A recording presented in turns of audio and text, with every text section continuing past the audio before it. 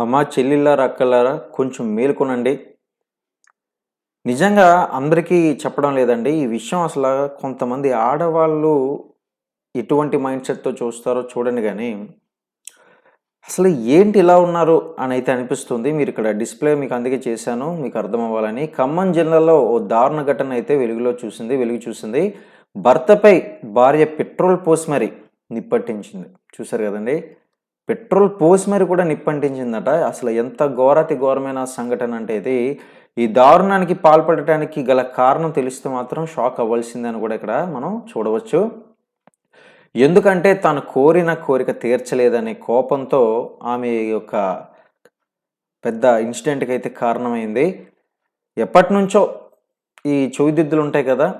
కొనివ్వట్లేదని చెప్పేసి అడుగుతున్నప్పటికీ కూడా కొనివ్వలేదని చెప్పేసి పట్టించుకోకపోవడంతో అంటే భర్త ఎవరైతే ఉన్నారో పట్టించుకోకపోవడంతో ఆగ్రహానికైతే గురై భర్తకైతే నిప్పంటించేసింది. అసలు ఇది ఎంతవరకు కూడా ఇటువంటి పరిస్థితులు ఎంతవరకు వెళ్తున్నాయంటే అసల రాను రాను మనుషులు ఇలా తయారవుతున్నారేటని అనిపిస్తది ప్రతి ఒక్కరికి కూడా ఈ యొక్క వార్తలంటూ వింటుంటే. అసలు ఇది నిజమేనా? నిజంగానే జరుగుతుందా? మన భారతదేశంలో కూడా అనిపిస్తదనమాట కొన్నిసార్లు. ఇక్కడ పరిస్థితులు ఇలానే ఉన్నది. ఎక్కడైనా అంతే. మనుషుల మైండ్ సెట్ బట్టి ఉంటది గానీ, ఎప్పుడైనా సరే మైండ్ సెట్‌కినా ఉండే ప్రదేశాలకి ఎటువంటి సంబంధం ఉండదండి.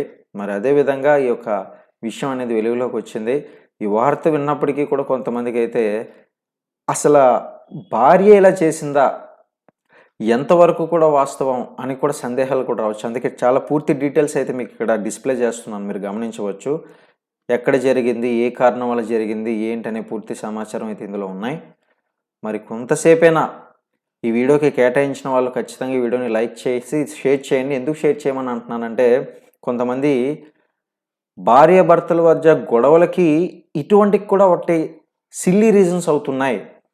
ఇటువంటి సిల్లీ రీజన్స్‌తో గొడవలకి దిగకండి అని ఒకే ఒక్క పాయింట్ ఆలోచించి కాస్త అదుపులో ఉంటారన్న ఉద్దేశంతో నేను షేర్ చేయమంటున్నాను. సో, ప్రతి ఒక్కరు కూడా ఛానెల్ సబ్స్క్రైబ్ చేసుకొని డైలీ ఫాలో అవ్వండి. Thank you.